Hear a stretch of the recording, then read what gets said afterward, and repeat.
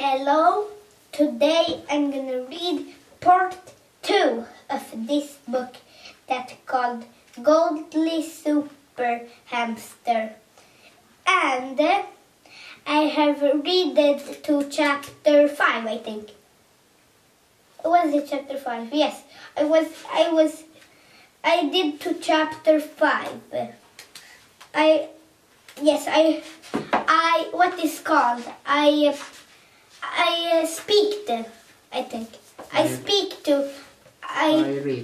read to chapter 5. Now I'm gonna read the whole book, okay? So now I'm gonna read.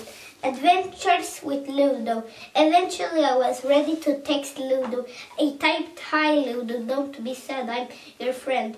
Then I hit send and waited. Suddenly his round face appeared on the screen. I had just received my first video call. Ludo's eyes were wide and blinking with fear.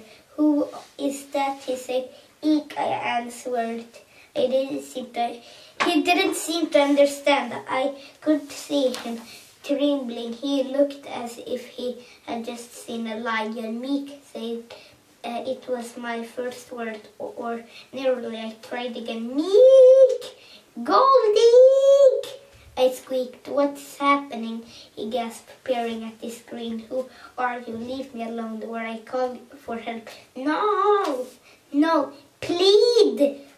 Don't begged.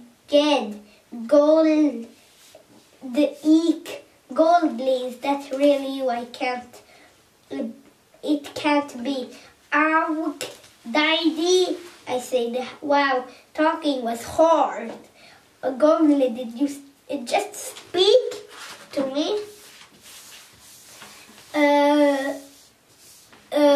I said.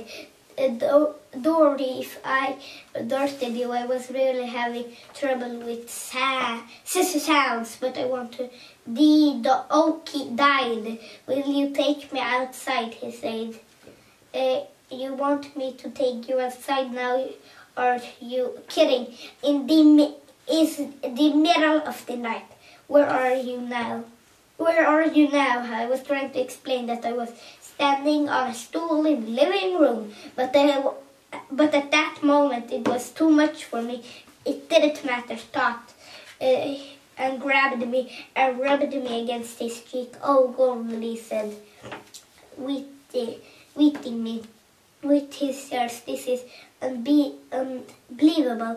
I hope it isn't a dream. I'm real," I said. "Feel my teeth." I nipped him gently so that he gasped and gave a little jump.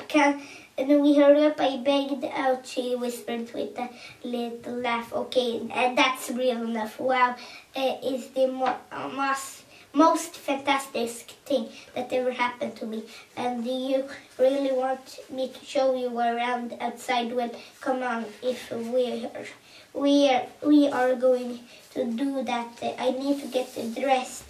The outside was big and chilly, but not very dark because of all the lights. Some of them were in the sky.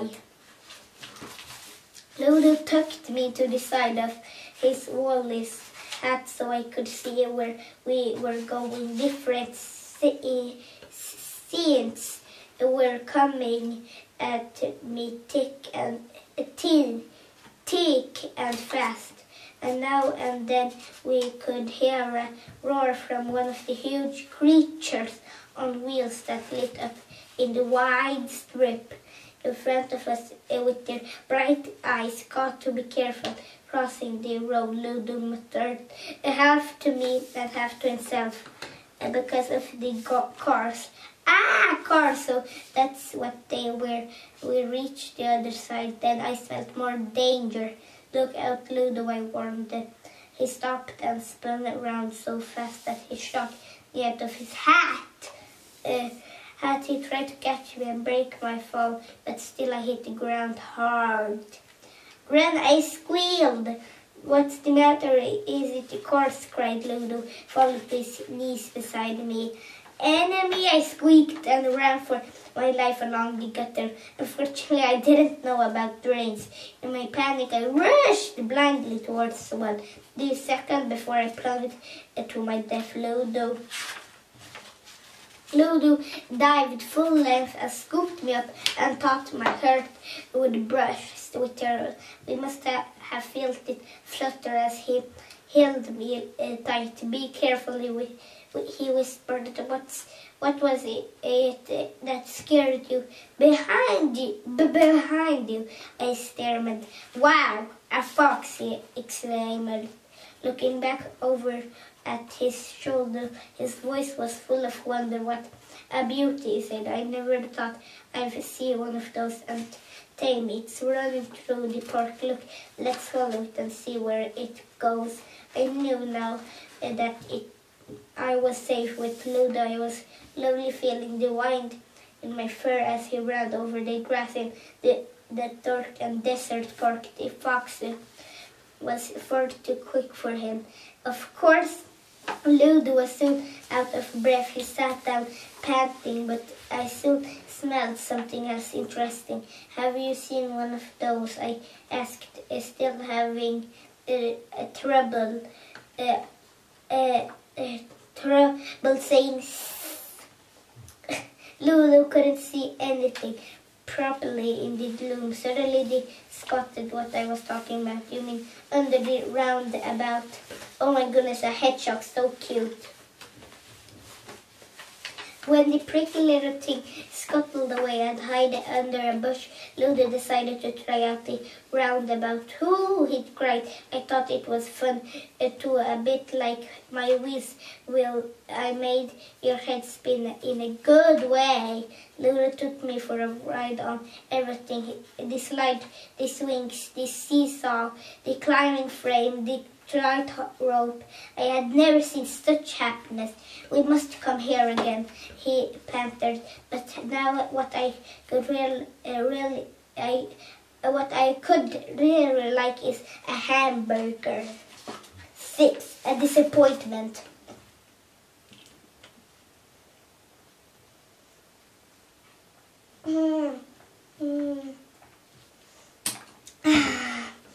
I was just drinking water. I'm just gonna see how long it is to next chapter. It's not much there. It's not much to next chapter. I'm gonna read more. I'm gonna read more. A disappointment. By the time we got to the shopping center, it was light and getting brighter, and there were more humans about. Some of them looked at Ludo with curious, reminding me of the way the white coats looked at me in the laboratory. But most of them were in a hurry and moved on. A female stopped and said to Ludo, "You are right, Sonny. You're up a bit early, ain't you?" I was surprised that she knew his name. "I'm fine, thank you," said Ludo. "My mommy has gone to the bathroom. Then we were going to have a hamburger. You will have a bit of a wait." Then she said, "There's cleaning to do first." "I know," said Ludo. "Mommy's a cleaner." He hurried off towards the toilet and the woman went to her way. "I didn't know Mommy was a cleaner," I said to Ludo. "I was telling a lie," he explained. That made no sense to me at all. "Come on, we have to make sure that lady doesn't see me again," he went on. We found a little hiding place near Hamburger. Even a long time passed, and we could hear that more and more humans were beginning to move around us. You could smell hamburgers cooking. They remind me of the cat food Professor Seedley used to give me. Quite nice. Said Ludo. "I'm starving." He started to pat his pockets, forgetting I was in one hand. "Hoy!" I squeaked. "Sorry," he said. "Oh no, I just remember I haven't got any money," cited. So disappointing. We will just have to go home. As we walked away, still holding in his hand, I felt his tears plop on me, hot and cold. Look, Ludo, I said as we passed the shop. I hadn't noticed before. A machine like yours. He managed to make his face happy for a moment. You mean, William, you are so clever, Goldy. Why did you break your stick, I asked. I really love to hear the noises you made. Thank you, he said. Mommy thinks I'm getting worse and worse. I don't want to play. If she hates what I do, maybe you could play better on a different machine. I mean, While I suggest give that one a try. We will have to wait for the shopkeeper, then murmured Ludo. So we sat in the doorway and waited. 7. Attracted attention. It's not so much to read. I just need to read to chapter 8, and then I need to read 3 a little bit more and then done. So it's like 2 chapters left for me. 2. Attracting attention. Are you sure you know what you're doing? The shopkeeper asked Ludo. These instruments cost a lot of money. He made lines come on the top of his face like Mammy when she was not pleased. But when he heard the sounds Ludo made, he made a face that reminded me of Professor Seedley when he saw me doing a backflip. Oh my giddy aunt, he cried. You are amazing. Keep going. Keep playing. They flung open the door, ran outside and shouted, come on in here. Listen to it. This kid, he's fantastic.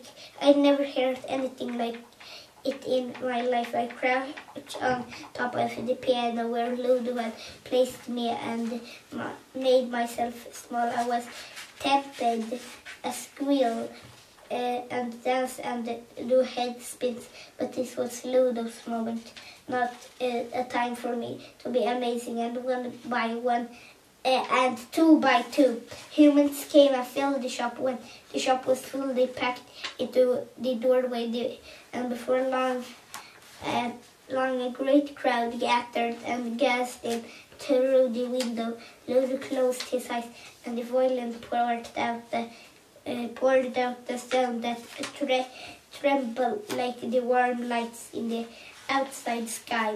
A boy took off his cap, shouted "Wowee," and began to move about in the crowd. Finally, he pushed inside the shop and stood in front of us. Ludo stopped playing and handed the violin back to its owner.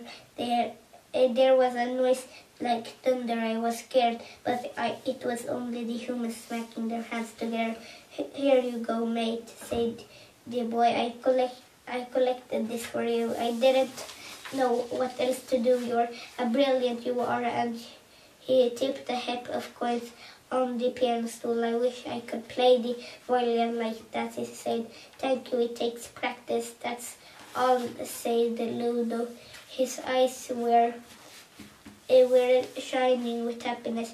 If you come to my house, I can teach you if you like. Really, that could be so cool, said the boy. Then in the blink of an eye, Ludo's happy face was gone.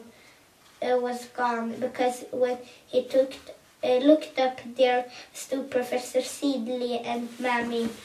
I made myself even smaller, accepting angry shooting, but there was no need. For a minute I thought that they were trying to squash the life out of him, but then I had never seen them hug Ludo before. What are you doing here?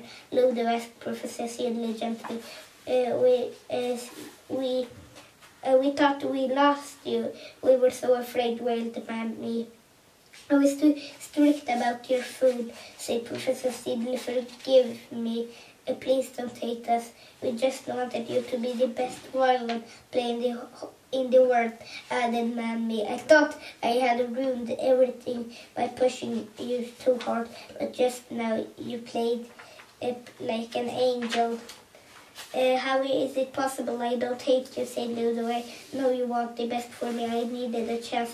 That was all I had just managed to edge to the corner of the piano lid close enough to Ludo's ear to be able to whisper into it without anyone else noticing. And a friend, I hissed. Tell them you need a friend. And I needed a friend, he said, hastily taking me in his hand. And now I've got two. Goldy, and what's your name? Luke, said the boy with the cap. There you are. Now I've got two. Luke wants to learn the violin. I'm getting to help him. And Goldy wants to get out more and explore. Professor Seedley nodded. I'm sure that it can be arranged, he said. He turned to Luke and told him he was welcome to come to the flat any time. Is there anything else you'd like there, said Mammy. Ludo held me up to his cheek. We just want a bit more room to run about, don't we, Goldy, and a bit more fun, and we like to do different things now and then. That could be lovely. I do like playing my violin. Well, and beginning at home with you. He looked at the professor and Mammy. Thank you, Ludo, they said, but I don't want to be treated like a pet anymore. Ludo went on. I want to do more things for myself and go out for more and have fun and have a hamburger, I whispered. I was curious to try a bit of one. A ham, said Ludo, pointing to the pile of money. And now for something complicated new.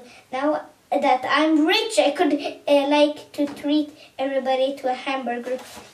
An experiment, cried Professor Seedley. What a good idea. There's nothing I like better than experiments. Then why don't we have a Knickerbocker glory with extra fudge to follow, said Ludo. He could see that enjoying yourself didn't have to end with the hamburger.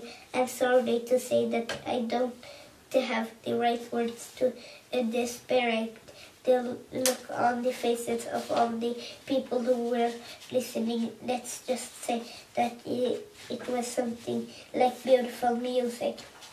8. A promise. I think I need to wait a little bit. I think I need to drink water 1 minute. Okay, just give me 1 minute to drink water.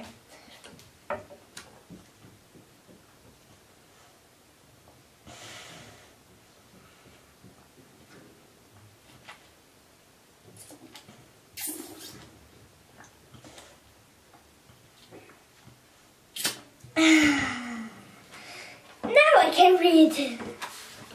8. I promise. Maybe it was all the unusual excitement.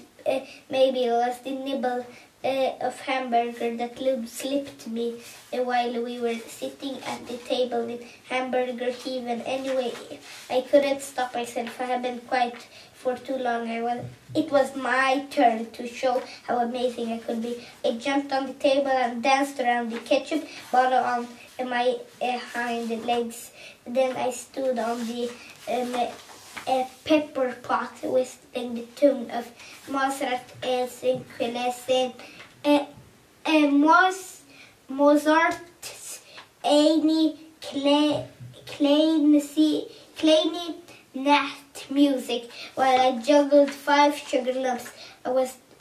It was that special look on people's faces that I was after. I wanted them to feel the way Ludo's play made people feel, and then suddenly I had a terrible thought. Oh no, I squeaked and hid under a pile of nappies. Luckily, Ludo's gentle hand came after me. His finger stroked me gently until I was calm again. What's up, Goldy said, holding me gently. You were fabulous. Professor Seedley and Mammy were staring at me in wonder. My goodness me, breathed my professor. I never expect to be outsmarted by a hamster. Well, my brain powers was a lot, Professor, I told him. Thank you for telling me that. to a dry old stick like me. I looked steadily at the three of them. I want you to promise me something, I said. All of you, I say the sounds perfectly. I was getting used to speaking. Okay, everybody said. Their faces were serious, as if they promised hamster things every day. Promise you won't tell anybody else about me. I said I want to be a secret. Why? Everybody asked. Well, because now I've seen the outside and I've had fun. I really have, but I've discovered that hamsters don't like too much excitement. We were happy with a nice, clean, warm home, plenty food, and eggs, rice. Of course, we like being picked up and stroked and run about now and then. It's lovely, but mostly we like a quiet life. If that's what you really want, said Ludo.